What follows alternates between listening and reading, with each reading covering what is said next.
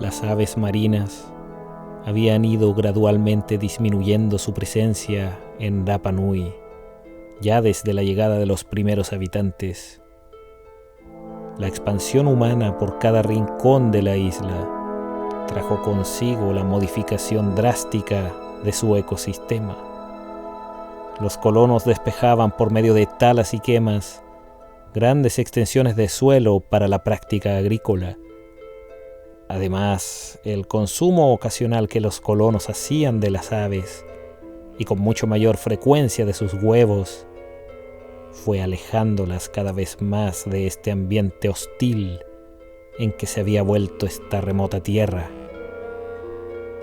En algún momento estas criaturas aladas se recordaban casi solo a partir de leyendas, de grabados en las rocas y de pinturas rupestres, mientras que sus infrecuentes visitas eran atestiguadas como eventos milagrosos.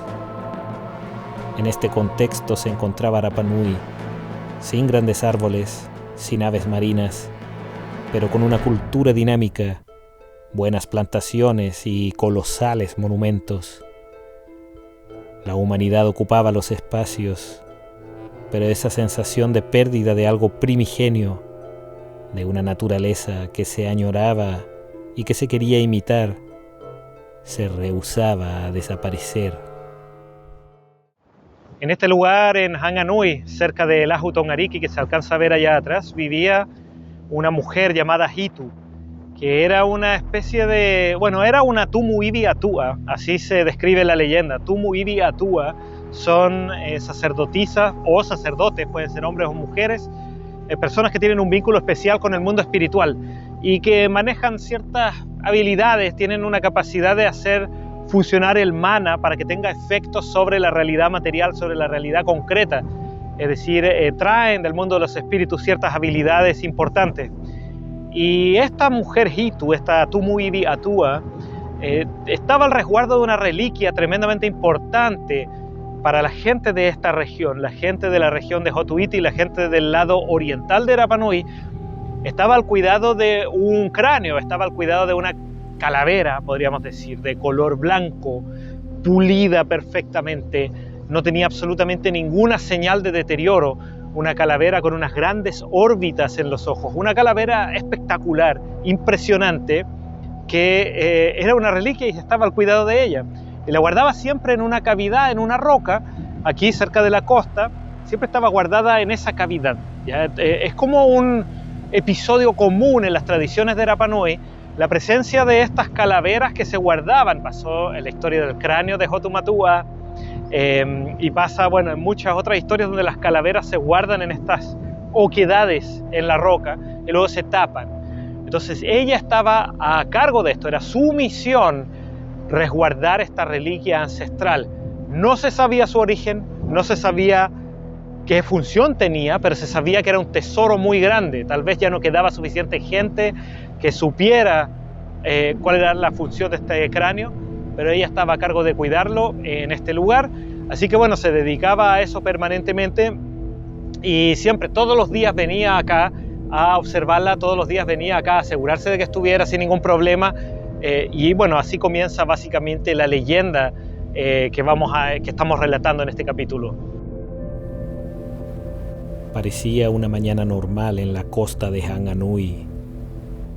La sacerdotisa Hitu estaba sola sobre una roca, embadurnándose con kiea, elaborado por ella misma, con tierra de color obtenida en Tetiamo. Mientras se encontraba afinando los diseños, un sonido en el mar capta su atención.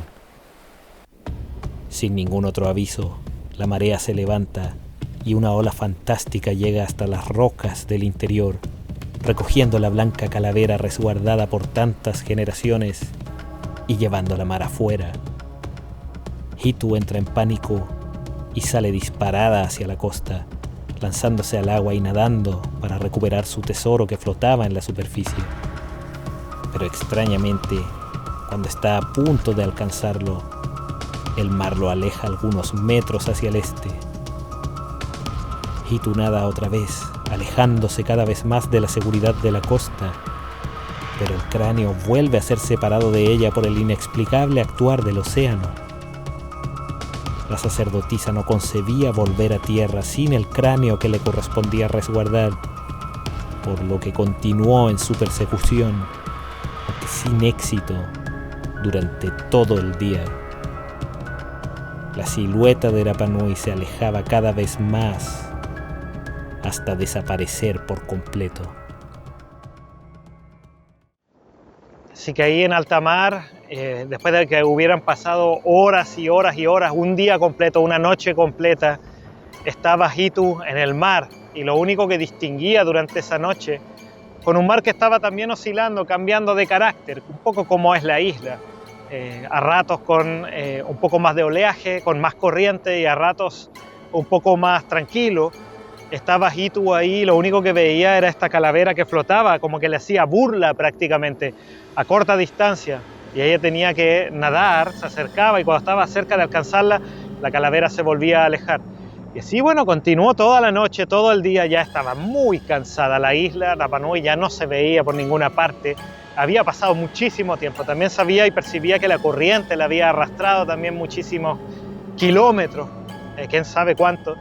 Pero bueno, lo más importante era la calavera, había que alcanzarla, había que encontrarla, había que capturarla nuevamente y traerla de vuelta a Rapa Nui de alguna forma. Ella era una tumu iwiatua, así que de alguna manera tenía que encontrar la forma de devolver la calavera a su origen, esta reliquia tan importante. Y bueno, durante el amanecer ya, y como llegando al mediodía, con el sol bien arriba, con el gusto a sal por toda la boca y la piel ya quemándosele un poco del rostro, la parte que estaba sobre la superficie del agua, se da cuenta de que hay una especie de arrecife, o se ve la silueta de una tierra que está un poco más allá. Y la calavera va en esa dirección, va llegando a esta nueva tierra, y es una tierra que a medida que se va acercando se da cuenta de que está cubierta de guano, está cubierta de excremento de aves marinas, guano blanco, por todas partes. Pero bueno, más allá de eso, lo único que quiere es llegar a tierra para poder descansar, así que trata de desplazarse en dirección a esta tierra, a esta isla. Y esa isla no es nada más ni nada menos que Motu Motiro Hiva, conocida en las leyendas antiguas con ese nombre, Motu Motiro Hiva, hoy conocida como Isla de Sala y Gómez. Y bueno, llega finalmente hasta allá. La calavera había tocado tierra, ya estaba en la orilla, entre las rocas de la orilla, y ella llega finalmente detrás de la calavera, asombrada de haber cruzado una distancia sideral prácticamente desde acá hasta esa otra isla o islote, como podríamos decir acá, de Rapa Nui, dependiente de Rapa Nui. Cuando Hitu, exhausta y en el límite de sus fuerzas, llega a la orilla, observa una cantidad increíble de aves marinas que casi no dejaban ver la superficie del islote, y otro tanto que volaba por los cielos azules del lugar. Mientras admiraba maravillada las criaturas aladas, Hitu siente una poderosa presencia cerca. Frente a ella se aparece repentinamente el dios Ha'ua, quien habitaba en aquel peñón como amo y señor. Este le pregunta: "Maihe koe katu uro mai nei?". La sacerdotisa le contesta: "Tu te maya kita akupuoko", apuntando hacia la calavera que yacía sobre la orilla. Riendo en forma condescendiente, Ha'ua le asevera: "Ta ehe puoko, he atua ko makemake". Acto seguido, y ante la mirada atónita de Hitu, la calavera se transforma en el inequívoco aspecto antropomorfo, pero radiante, del dios Makemake. Motu Motiro Hiva se convierte en el hogar del trío. Ha'ua, Makemake y Hitu permanecerán disfrutando del inhóspito roquerío durante días y meses, alimentándose principalmente de peces mahore que Ha'ua capturaba y ofrecía a los dos inesperados visitantes desde Rapa Nui. Allá en Motu-Motiru Hiva, después de todo este tiempo que pasan Makemake, Jaua y Hitu en el mismo lugar, de pronto Makemake recuerda que había ido con un motivo a Motu-Motiru Hiva, y ese motivo, o la razón de su viaje hasta allá, convertido en esta calavera y jugando un poco con la Tumu Iwi Atua, había sido ir a buscar pájaros, ir a buscar aves marinas para que volvieran a Rapa Nui. Así que así se lo manifiesta a su colega y compañero Jaua, y le dice que había ido con esa función y qué tal si llevaban unos pájaros hacia Rapa Nui de regreso. Y Jaua le parece una buena idea, le parece genial, porque básicamente Makemake había ido para eso, y Jaua al final era el que cuidaba a estas aves en Motu-Motiru Hiva, era casi el que estaba a cargo de su mantención en ese islote por allá, bien lejos, 400 kilómetros de acá. Así que, bueno, se ponen de acuerdo y deciden traer también a Hitu de regreso, pero dándole una nueva misión. Ya Hitu había sido la guardiana del cráneo, sin saber mucho por qué tenía que cuidar el cráneo, pero siempre había cuidado ese cráneo, porque sabía que era su labor, era su rol, que le había sido transmitido como una tradición por generaciones. Entonces, esta vez, los mismos Atua, Makemake y Jaua le asignan un nuevo rol, y que idealmente y probablemente tenía que ella encargarse de transmitirlo por las generaciones hacia el futuro en su rol de Tumu Iwi Atua, que es el rol de llevar a cabo, desarrollar e impulsar el culto a Makemake y Jaua. Y eso lo tenía que hacer a partir de una serie de ritos que se tenían que hacer en honor a estos dos dioses. Tenían que ver con la comida, por supuesto, con la entrega de los alimentos. Hay un montón de cosas que ella tenía que hacer, pero también para velar por las aves, y porque el culto a las aves marinas y la asociación de las aves marinas con Makemake y Jaua y la gratitud que la población tenía que tener permanentemente hacia ellos, eso tenía que ir respetándose, y ese iba a ser su rol, hacer crecer este culto a estas dos nuevas figuras. De aquí en adelante Hitu iba a ser la punta de lanza, el matá, el cacao de este nuevo culto que se iba a comenzar a desarrollar aquí en Rapa Nui, relacionado con las aves migratorias que visitaban la isla desde tierras remotas. Una gran cantidad de aves es llevada por los dos Atua hacia Rapa Nui, junto a su sacerdotisa Hitu, cruzando los 400 kilómetros de océano entre las dos islas, desplazándose rápidamente por medio de su enorme mana.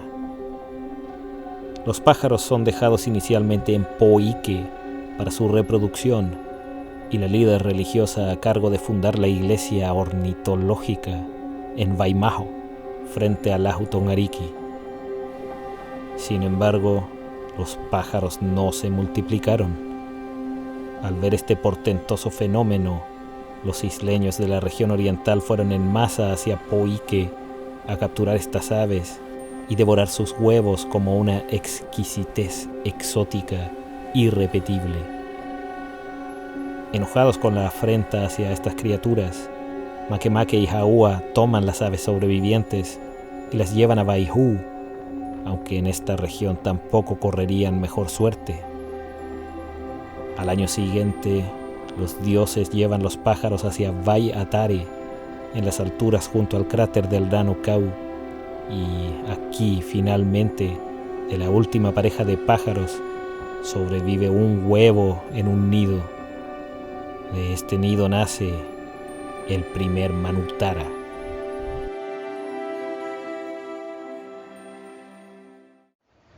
El culto a Makemake, que empieza a desarrollarse en los años posteriores, parece haber dejado fuera en gran parte a Jaua. Si bien Jaua es recordado en esta leyenda y es mencionado por aquí y por allá en algunos fragmentos históricos que hay, Jaua no parece haber tenido la preponderancia de Makemake, o en términos históricos la relevancia, aunque en ese tiempo, quién sabe, en los tiempos propios de la, no sé, del Coro Manu, allá en Orongo, de los ritos relacionados con las aves marinas en Orongo, tal vez Jaua era tremendamente importante, tal vez algunos de los petroglifos que existen no representan a Makemake y representan a Jaua, porque hay muchos estilos distintos de Makemake y la gente empezó a decirle Makemake a todos. siendo que hay figuras que tienen los ojos muy grandes y hay figuras que no tienen los ojos grandes, que tienen los ojos más alargados. ¿Será que uno es Aúa, el otro es Makemake? Son cosas que hoy en día, desde el futuro y después de todo lo que pasó acá en la isla, es muy difícil de determinar. Pero se sabe que Makemake tiene en el siglo XIX y en el siglo XVIII un rol tremendamente importante, tremendamente fuerte en la cultura Rapa Nui relacionado con las aves, y se sabe que Aúa aparece un poco como un dios menor. Tal vez un paralelo que podría hacerse es lo que ocurre en la mitología griega, donde existen los dioses del Olimpo mayores, y hay también figuras que son un poco como anexas a ciertos dioses del Olimpo. Entonces, bueno, eso tal vez pasa con Makemake y Aúa, pero ¿cuánto de eso es realmente de la cultura Rapa Nui? ¿Y cuánto de eso es en realidad una interpretación europea, una interpretación de los misioneros mismos que llegan acá y en su deseo por encontrarse con un Dios todopoderoso, un Dios creador, reinventan a Makemake desde su propia visión cristiana, monoteísta, reinventan esta figura y a los demás los ponen como espíritus, un poco los bajan de categoría a todo el resto? ¿Y cuánto de eso fue adoptado también por el pueblo Rapa Nui en el siglo XX, un poco para adaptarse a los nuevos tiempos? Tal vez es algo que nunca sabremos, pero de lo cual se puede especular extensamente, largo y tendido, a base de relatos como este, ¿sí? Así que bueno, esa es la preponderancia de Makemake, su relevancia y cómo Makemake va a tener un rol fundamental en la competencia del Tangata Manu, en el coro Manu, en los ritos anuales que se llevaban a cabo cada primavera en Oromo.